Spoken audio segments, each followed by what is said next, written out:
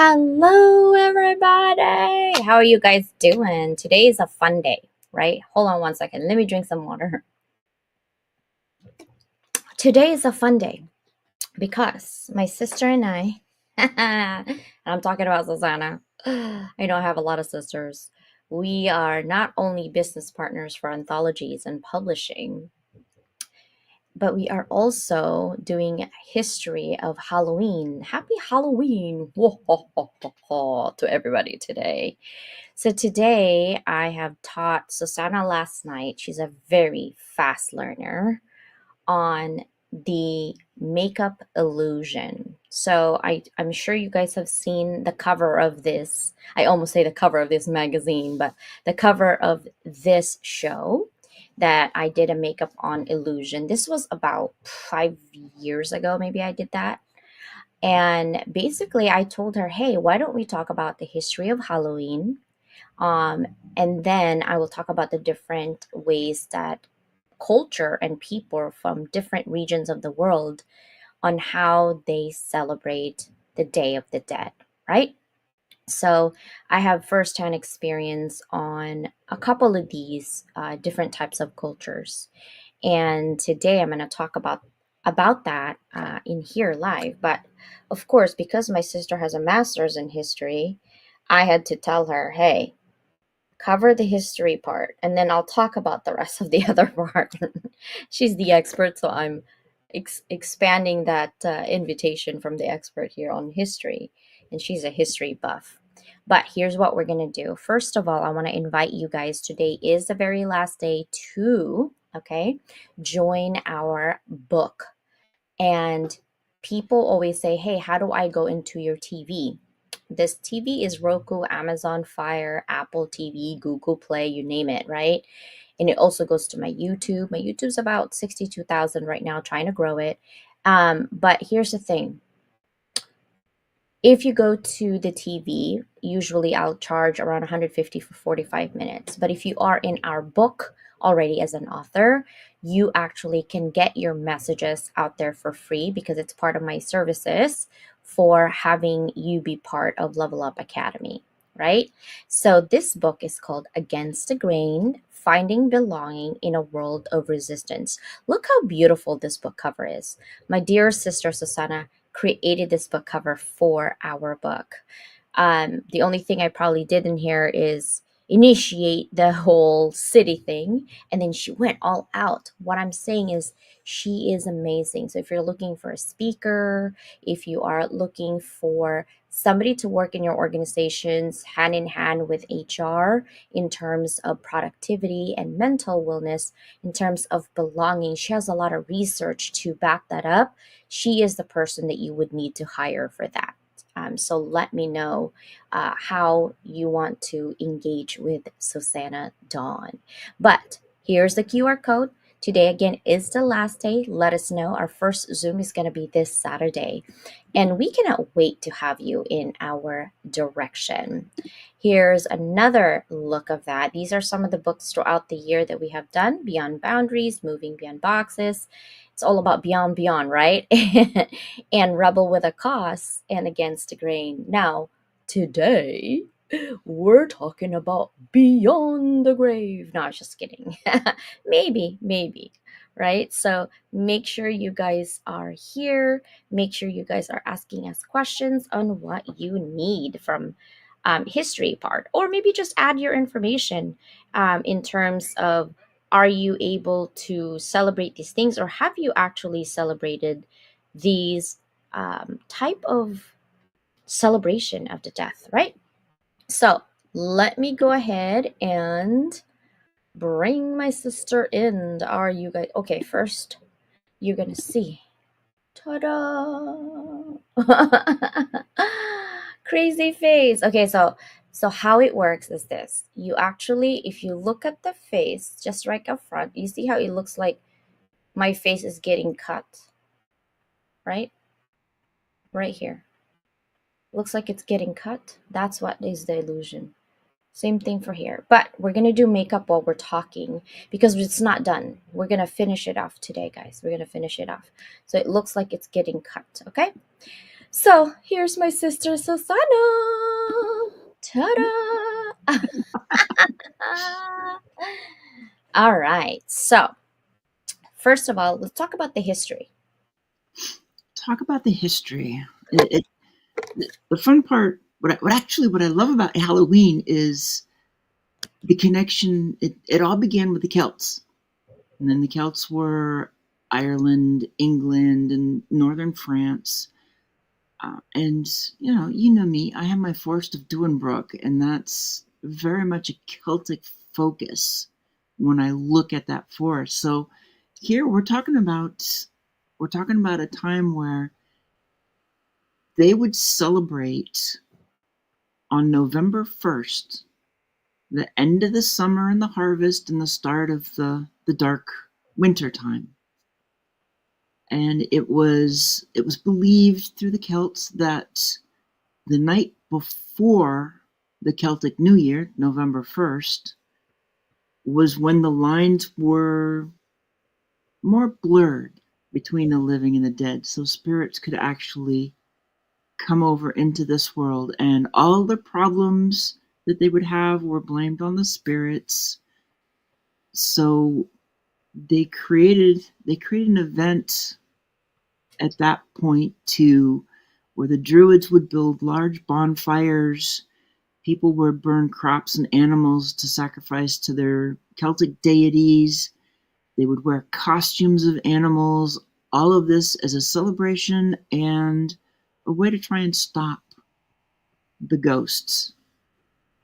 And so that was all like 2,000 years ago is when that was going on. And then the Romans conquered most of the Celtic territories by AD 43, um, the early years of this 2,000 years that we're in now. Uh, and over that time, though, as they ruled the lands, it became a combination of festivals, like Roman festivals and Celtic festivals. Everything kind of merged. But then in 609, Pope Boniface IV dedicated the Pantheon in Rome to Christian martyrs, and the Catholic feast of All Martyrs' Day was established in the West. And while it was first on May 13th, it was Pope Gregory that shifted it to November 1st. So it's like, gee, it went right back to the Celtic New Year in a way, whether Mm-hmm. they knew it or not. and then and then it made its way over here. I mean, the Puritans were not exactly the most Halloween celebration type, probably. But the colonials, they had their festivals at that time, telling ghost stories. I mean, think of it. You have, and I can't remember the author, but this would be the time that Ichabod Crane and the story of the Headless Horseman were created. Was during those colonial days, and during that period, you've also got all the immigrants that are coming in. So, I mean, this is why the U.S. is a melting pot, because when you've got those who are immigrating into the U.S. and you have Native American stories, and everything just kind of got combined. Kind of, like when I said the Romans and the Celts, things were being combined, ceremonies were being combined. Well, it's not limited to that time. It's a continuous thing. It still keeps happening. So into the 1800s, there was a move in America to mold Halloween into a holiday about community and get-togethers versus the ghosts, the pranks that were going on in witchcraft. So towards the turn of the 1800s into the 20th century, 19th to 20th century, that's when you start seeing more on the Halloween parties and the celebrations. Um, and by the 20s and 30s, I mean, if you look at the Roaring Twenties, Halloween became a secular holiday. Of course, we had people just it also became a night of vandalism for some reason. I remember hearing or seeing all the toilet paper rolls being thrown through trees and over houses and egging houses. It's the pranks and stuff, but it's it just keeps evolving. The Halloween parties kept evolving into the 50s, and now, I mean, look at the look at the movies that we have now and the costumes, and it's just become such a a key day. And actually, as I'm kind of talking through this and thinking about it, Halloween, in some ways, yes, a lot of people wear masks during Halloween, but if you think about it, a lot of those masks are actually, for many of them, it's who they are on the inside. For a lot of people, in a small way, they can be a little bit more authentic and just enjoy themselves that one night. I've seen that with a lot of people. It's one Oh, night. I mean, if you think about it, yeah. it's not in the history stuff, but when I look at my own experiences and I see people and I hear what they say about Halloween, for many of them, it's like the one night that they feel safe to be themselves, because everybody expects you to dress up and they're not always thinking that your costume is, maybe it's not quite a costume. So Hi guys. Do you like my face? Oh yeah, I need to I'm see the getting there. other side like you've got. Yeah, the other there. So, you got a little bit of the history of Halloween, and thank you for people who are here, and thank you for the people who are in YouTube. Thank you so much for coming. We have about a thousand people here now, sister. So, if you Cool. notice, I just added my eyeshadow, and it looks like my whole face right now is bitten, right? Like you see right here. And if I go like this a little bit more, you see in the front of it, it looks like it's getting cut and it's slowly getting there. So my sister was talking about the history of Halloween, right? So let me kind of piggyback on what she talks about, the kilts and the Celtic roots of Halloween. I think it's called Samhain, something Yes, like that. Samhain. Yeah, so Halloween traces its origins, right, from the Celtic festival of Samhain. That's how really it got started.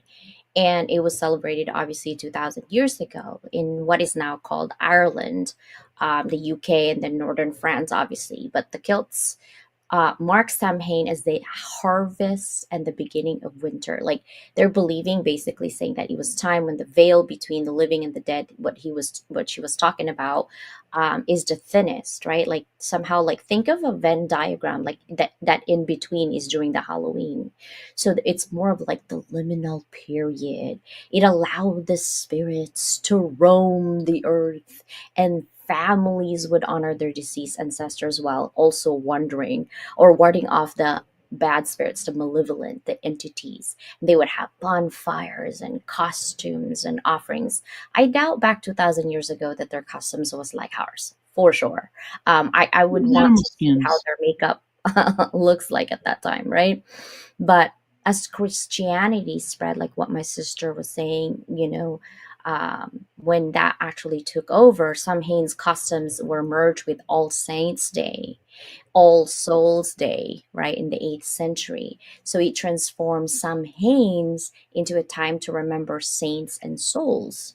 Now, over time, these rituals evolved into what we know as Halloween, right? And you see Disney and things like that, even looking at that. So, combining Christian elements with Celtic folklore, traveling across Atlantic with like the Irish and the Scottish immigrants to become the Halloween that we recognize today. Now let's talk about Mexico or Mexicans, right? Because I lived literally like back in the day. California was part of Mexico, right? There was a trade that happened, and now it became part of the United States. One of the biggest state in United States. Obviously, Texas is the number one, but they call it Dia de los Muertos. Sister, say it. Dia de los Muertos. Yeah. De los Muertos. There you go. Day of the Dead, right? And there's actually a zombie movie called The Day of the Dead, my favorite zombie movie. The Dia de los Muertos, or Day of the Dead in Mexico, takes place literally November 1st and 2nd.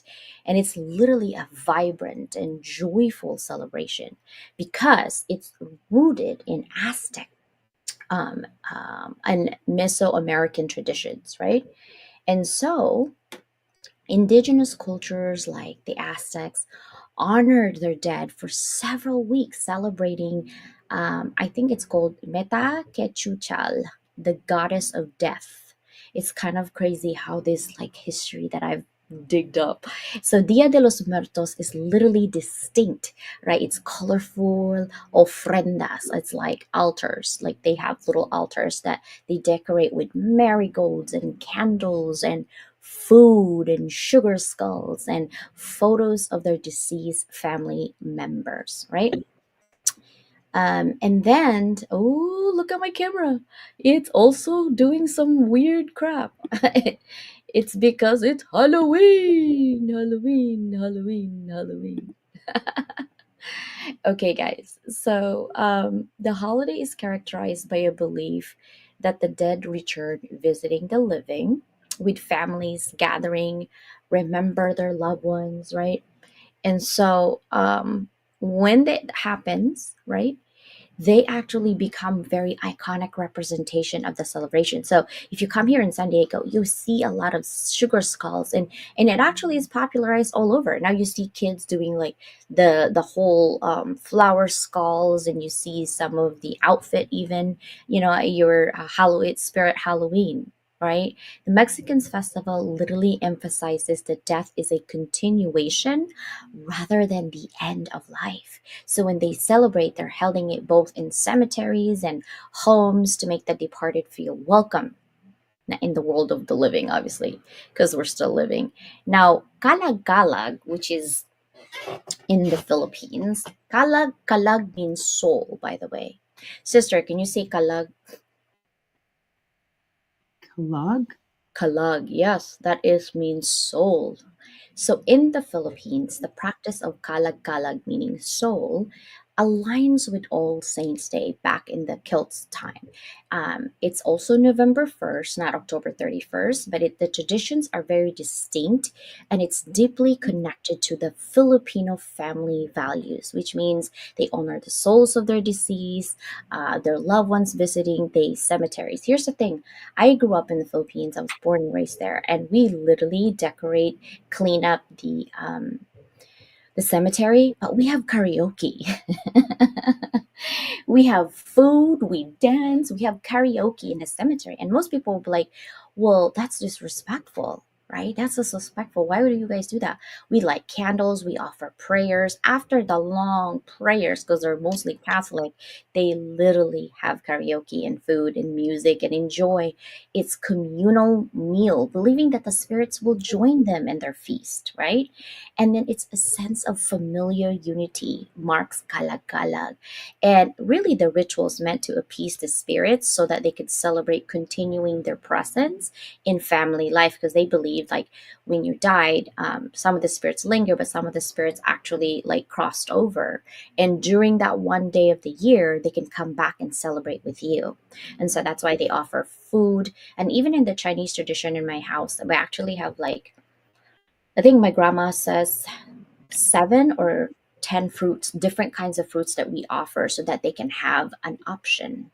Right. So that's like how Kalagalag includes storytelling sessions, and we're talking about ghost stories and when our family died, what are some weird, odd things happening.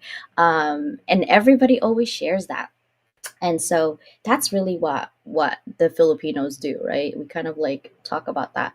How about you, sister? What are some of your traditions in your house? That would be none. My family was not one that really did much when it came to Halloween. So there wasn't, but at the same time, growing up, I was out in the middle of the country. So the closest the closest neighbors were a quarter mile away. Oh So wow. the within the house, within the home, it really was nothing.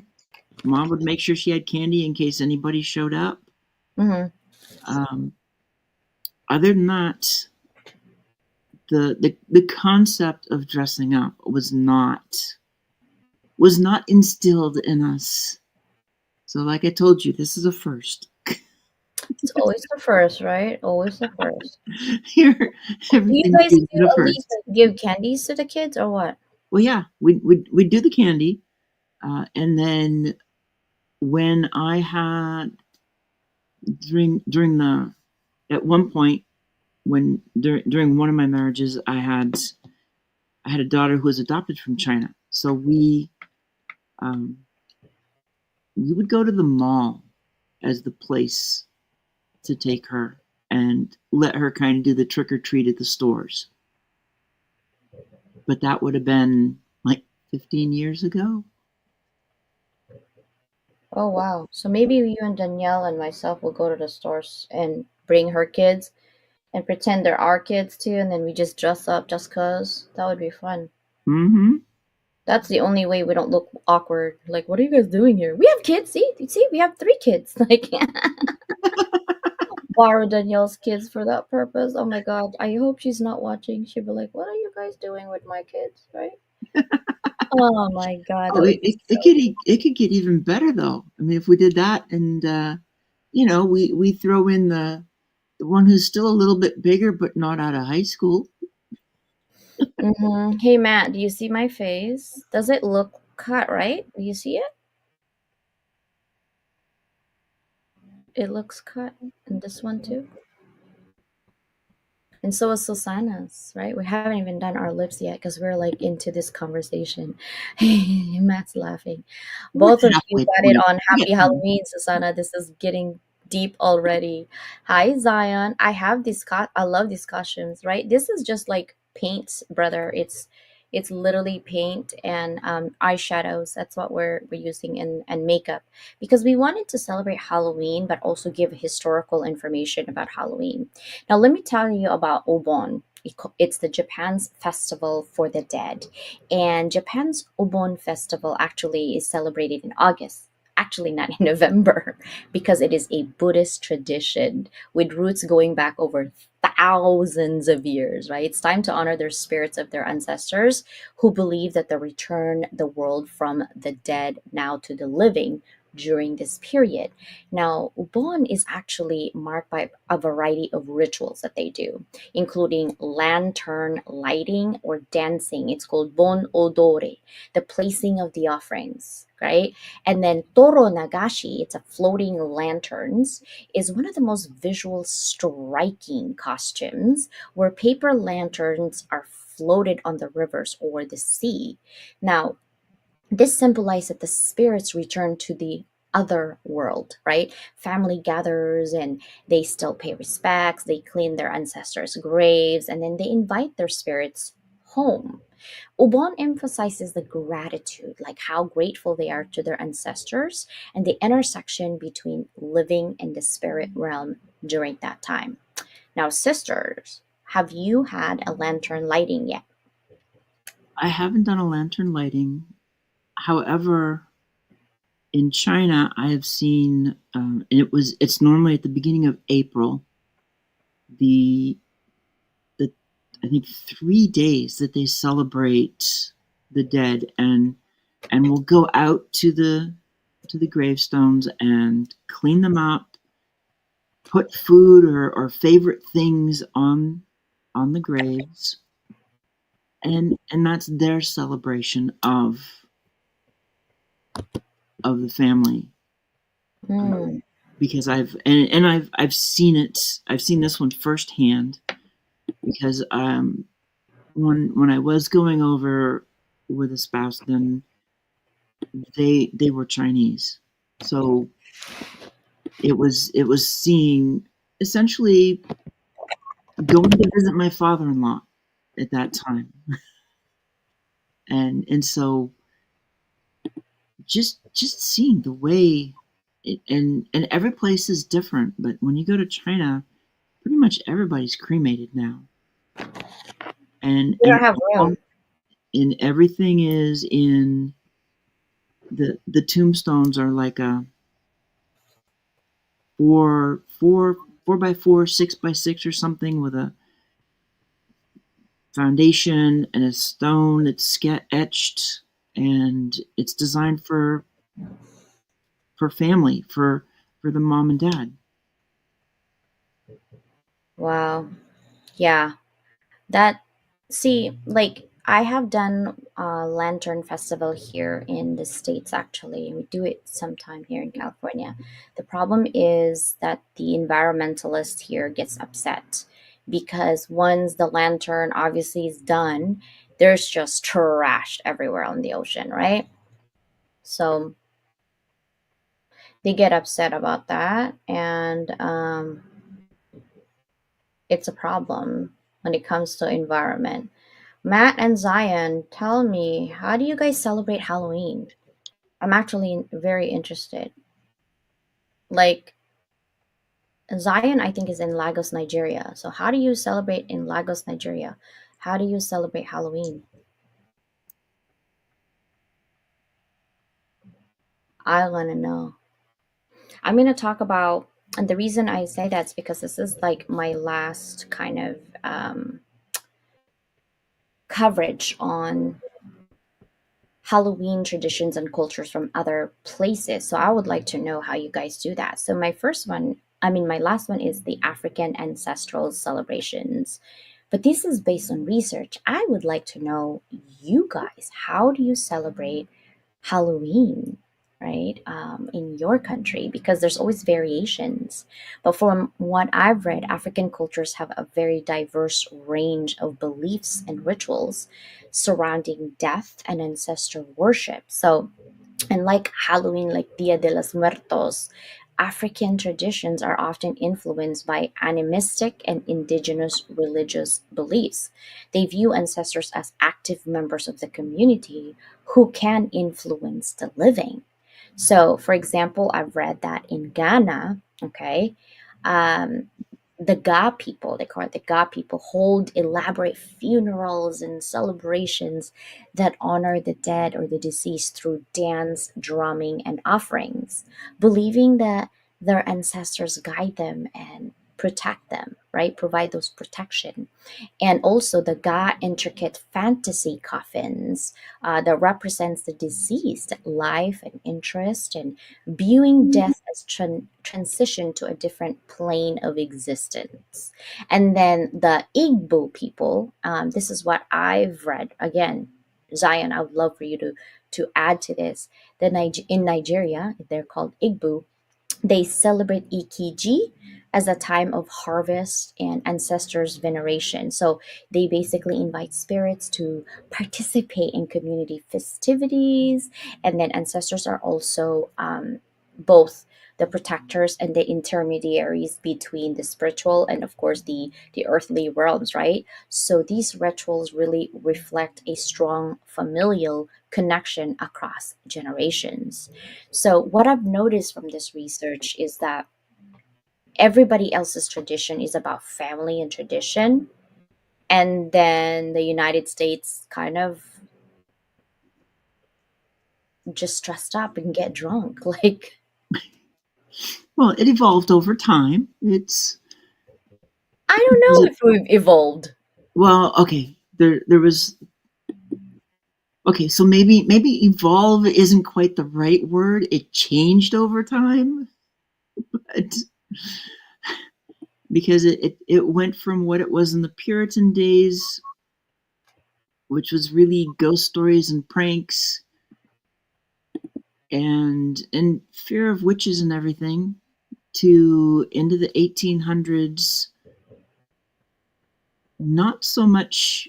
I mean, they're still going to have the fear, but they're also looking at a different type of community event and something that's to bring communities together and families and having parties, which is a little bit different than what it would be in the in the colonial and in pre-colonial times to now we got movies, and quite frankly, the movies run the gambit.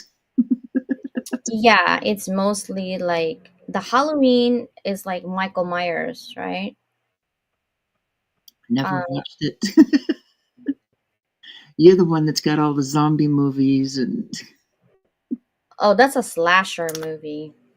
Um, but I haven't seen the Halloween series. I didn't watch Carrie. I um, didn't watch the Texas Chainsaw Massacre. All the stuff that you think of as classic Halloween, um, but that's it's not quite where I went. yeah, well, my face looks like a slasher right now, especially this one right here. It looks like, don't you see it? It looks like someone literally like cut my face off and like just weird. um, and I'm liking this actually. Look at that. You have to like stare at it, guys, to really like see that this part is getting cut right here and it's just moved, right? Same thing for this. It's getting cut and getting moved. And our lips is this way because it's supposed to be moving. It because there's a cut, the lips are cut this way too.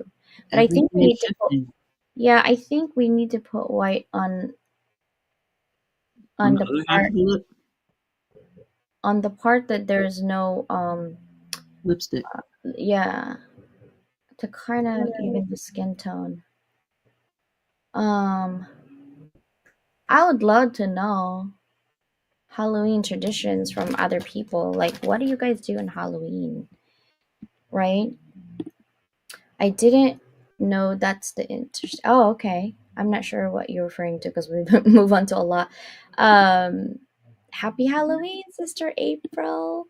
I've been to the festival. Oh, which one? Which festival? The Japanese one? Kalagkalag, Dia de los Muertos, or Obon? Which one? I would love to.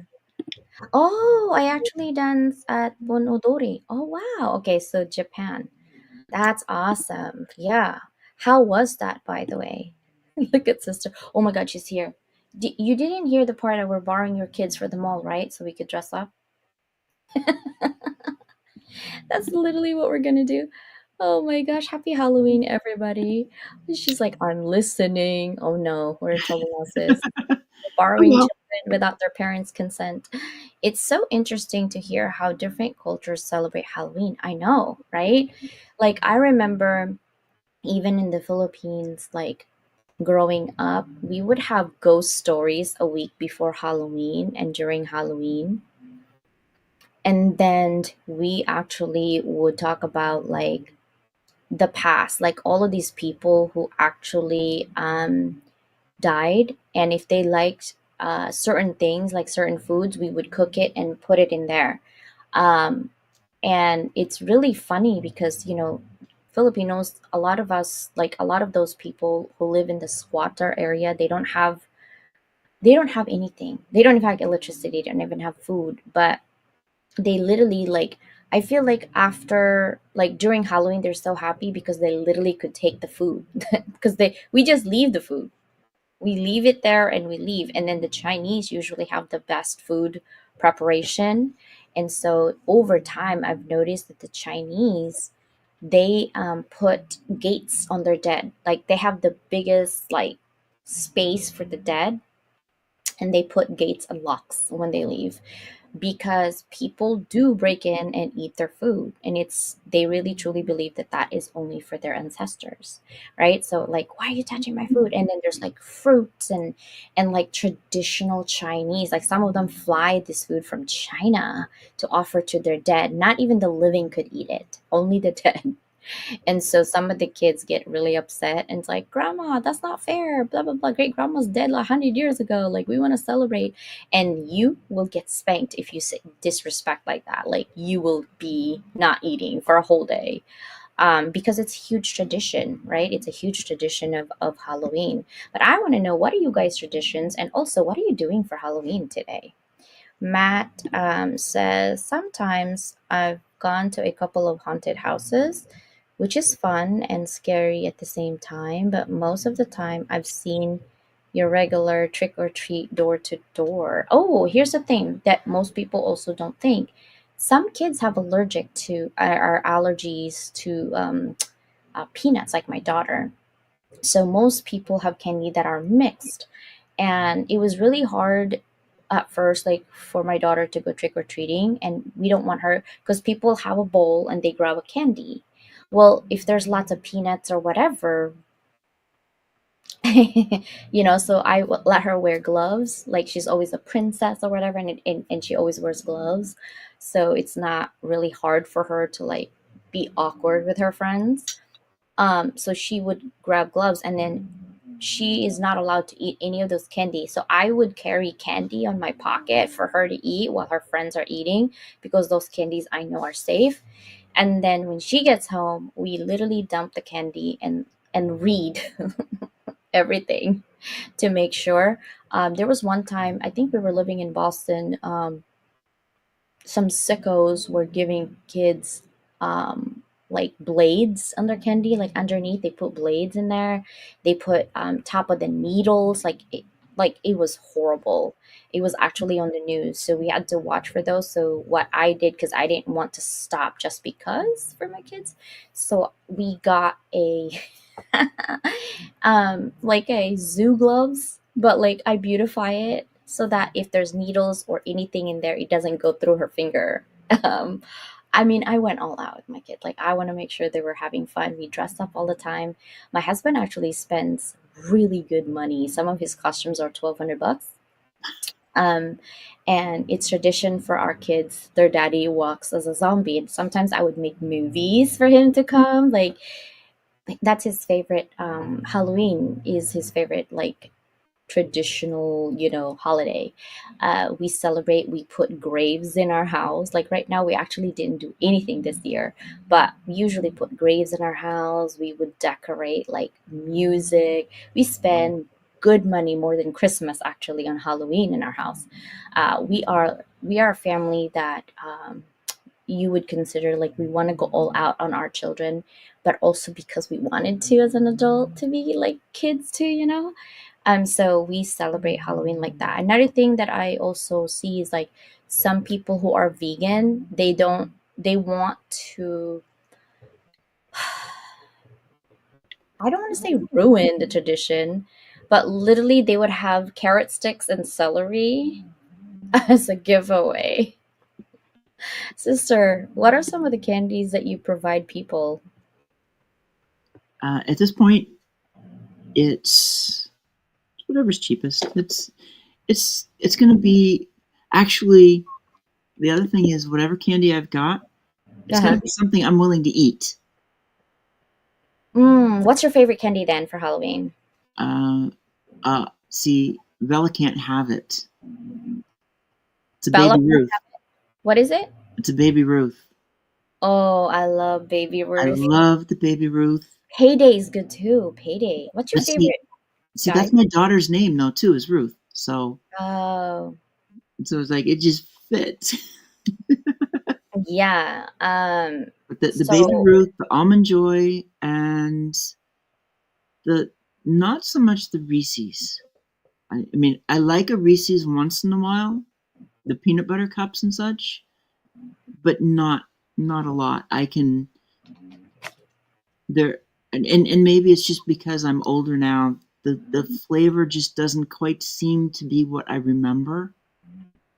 yeah, Whereas I the like almond joy Reese's and Pieces. the Butterfinger and the baby Ruth, it's like I can eat those anytime. Those are the dangerous ones. Oh man, Or now you made me want to go to like get some candy. I used to go to Costco of 10-pound candy, or like Walmart will have um, 10-pound candy. I like suckers, but I only like Chupa Chups. I don't like regular suckers, right?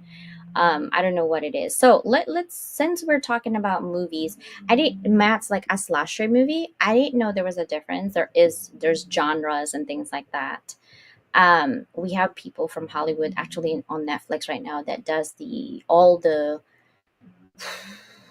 I can't even get him to do an interview right now, but all of the horror films that out there, and I watched like 1920s, 1939, like all the classic zombie movies, is because I wanted to see, George Romero is like my favorite guy when it comes to zombie movies. I've met Nicotero that does The Walking Dead, and I asked him about makeup and how to get that nitty gritty. And if you don't have any money, because I went to a convention called Monster Palooza. There's all monsters, all kinds. It's for Halloween, right? And they do it twice a year: Sana Monster and Monster Palooza. If you're not ready to spend, don't go. It's so expensive. But the prosthetic that they would use on these things, like the FX, because honestly, guys, if I didn't do what I'm doing now, I want to be an FX makeup artist. It's really like what I want to do. I love the effects and the art, right? Like, I'm not very good at drawing. Like, if you say, CJ, you're gonna die if you don't draw, I'm like, I'm dead. But if you talk about makeup drawing, ooh, I can do that, right? That's something like I'm just so excited. But for so we have family friendly Halloween movies. Like, how have you seen Hocus Pocus, sister? I think so. Yeah, because Hocus Pocus 2 just came out within the last year or something, right? Yeah. So So this Hocus yeah, Pocus those actually came out when I came here in the United States, like yeah, early 90s, right? Like 93. Nightmare Before Christmas. always. Yes. Casper. Have you seen Casper? Oh yes. Okay. Casper's cute. Halloween Town. Actually, let me give you something on Halloween Town, because where I live, it was actually shot in St. Helens, Oregon. So the movie, every year they have cast, and they basically in St. Helens will redo the Halloween Town. They'll have people come in that will look it over, and they'll see the houses that were in Halloween Town. So it's like a half hour to 40-minute drive from where I live to get there. And, Mm. and even the cast members will show up because there's been four of them now.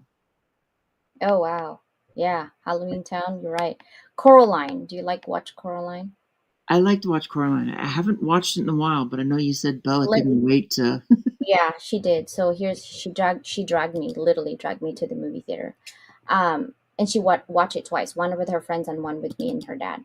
So when she was little, when she was watching this and I let her watch it, she's like, "Mommy, can I sew button on your eyes?" She would walk around with buttons, right? And a needle, finding a way to put that on my eyeball so she could get cupcakes from me. It was hilarious. And that's when I had to learn French macaroons, so she won't put buttons on my eyes. Oh, That oh. kid. Well, and a couple of others to throw in there, which may be on your list, is Haunted House. Oh, yeah, Hotel Transylvania. Have you seen that one? A long time ago. And then Monster House, Yes, I've seen Monster House too. Goosebumps, The more what? Let me ask you which one. You talking the movie or you talking the series? the The movie with 2015. Jack Black. Yeah. Okay, okay. How about the Adams Family? Who hasn't seen the Adams Family? That's so crazy. Well, and then pick your version, because there was Adam's Family, the TV show. There were the movies, And the and then now animated you was got in the animated 2019. movies. Because the guy that played Gomez, and I can't remember his name from the movies, he was like perfect for Yeah. that role. Ooh, little crush there John, for Gomez. Okay, anyway, moving along. Paranorman. Paranorman. oh, Paranorman is so much fun. Right. Okay, so those are like the kids kind right? Like it's kid friendly. This one is the classic horror Halloween. How about the 1978 Halloween movie? No, Ooh, Psycho. I In have the 60s, the first I one, can't. 1960. I'm not sure if I saw the whole thing, but I do know I've seen at least parts of it. I think I've watched it, but it would only been like once. Oh wow.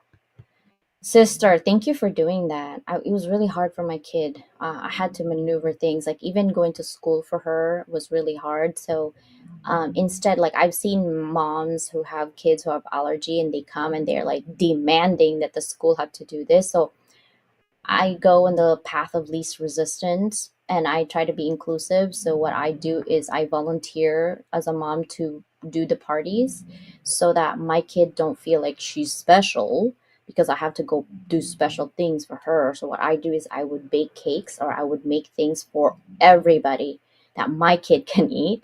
But I don't make a big deal out of it. I do tell the teachers like this is, no nuts because Angelina has allergies, but it's going to be good for everyone, right? And so the kids love it. And I would cook food. I would have like, I'm always the whole mom that does the events.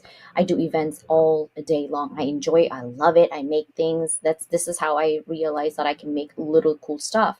And I would do customized things. I would spend huge money. Like when they had graduated from fifth grade, I spent like $180 on their cake, small cake, because one kid was having celiac problem, the other one was gluten issue, and then of course Angelina has a nuts allergy. And I found a Four Seasons baker, the bomb baker, really good. She does my Louis Vuitton cakes and my Gucci and my Hermes cupcakes.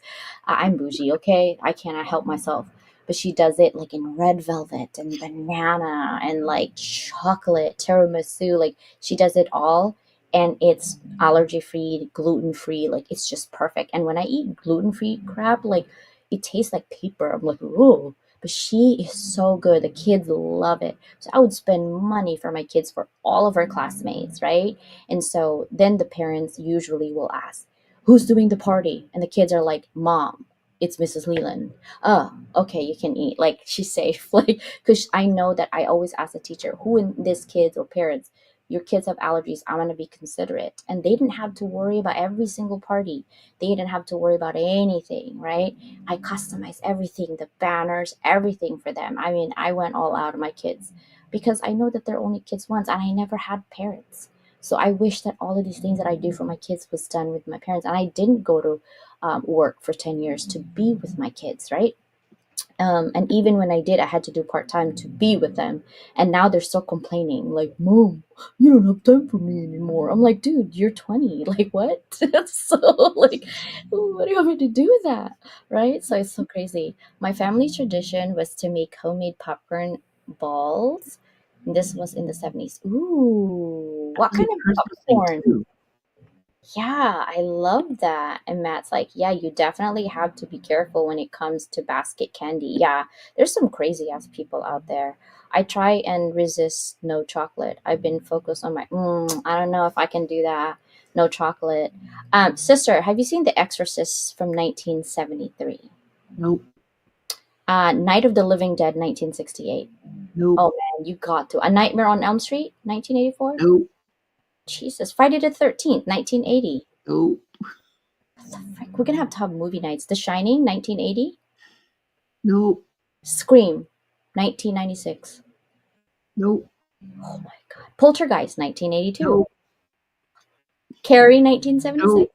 Oh my god. Okay, so this one is a modern horror. How about Get Out? This is a 2017. Never heard of it. Okay. Hereditary, Never heard of that. 2018. The Conjuring, I've heard of it, but I haven't the seen it. series. Okay. How about It? I saw it on TV. So with Tim Curry. It. This is a movie, 2017 and 2019. I didn't watch the recent ones, but I watched the one it was creepy enough, and that was with John Boy and a few others. Like I can't remember his name, but John Boy from the Waltons and Tim Curry was the clown and Oh wow. There's Beetlejuice. Have you seen oh hell Beetlejuice? yeah. I This is haven't seen I Halloween. haven't seen the new one, but I've watched the first Okay. one many If times. you if you like want to laugh on zombie movies and you don't want to be too scared, Shaun of the Dead. Watch it. 2004. Shaun of the Dead is hilarious. Zombieland, it's kind of funny, but there's a lot of gory stuff in Zombieland. But I like Zombieland. There's one and two now too. Um Zombie movies that I like is the 1968 Night of the Living Dead. Dawn of the Dead 1978 is good. Day of the Dead 1985 and a Zombie 1979. Those classics I love. And then the modern ones, 28 Days Later. Yes. No, Wow. no, no, no. Not 20. I've seen it, There's but the 28 one Days Later. There's 30 20. Days of Night. No, wait, wait. Those are two different things. No, I'm those are getting two. confused. 30 Yeah. Days of Night is what I've seen. 30 Days of Night is amazing, but they're not really zombie. They're like vampire in the next generation or something. I Yeah, I watch know. that. I have all of that movies. Like I have everything on Plex. 28 weeks later is also good. And then World War Z is kind of good for zombie outbreaks. Uh, but my most favorite one is Train to Busan. That zombie movie is so amazing. I Am the Legend is a good zombie movie with Will Smith because they have German Shepherd in there. Aha. Hey, Mike, look. Do you I've like seen that? that one. My face is getting cut, bro. Are you gonna go and heal it? Are you gonna do something about it? I Am the Legend is good, and then Resident Evil, right? So But, yeah. but remember too, I Am Legend is a remake of what was it, like The Last Man on Earth or something from the 60s.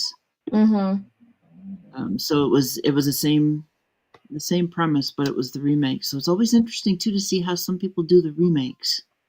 Yeah. Dead Snow.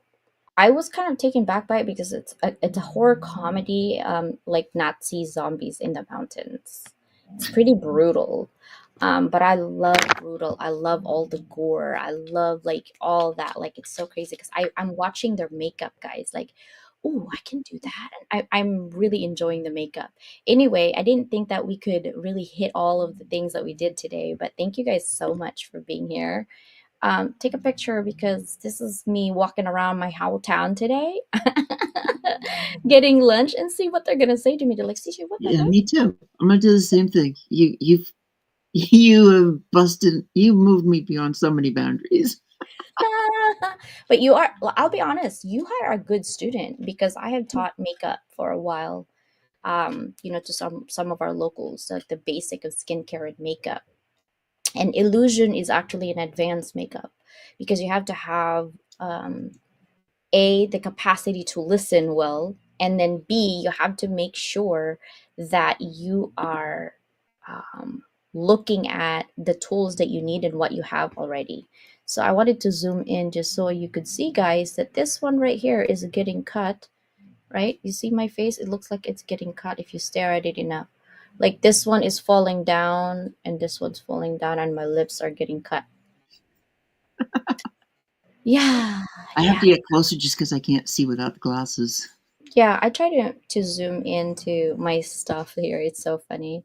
But yeah, anyway, we have to end. Oh my god, we have to end. Dr. Z Have is the to most. end is like, oh geez. I know. Love you guys so much. Thank you for being here. The new It is so much more graphic. It was wild.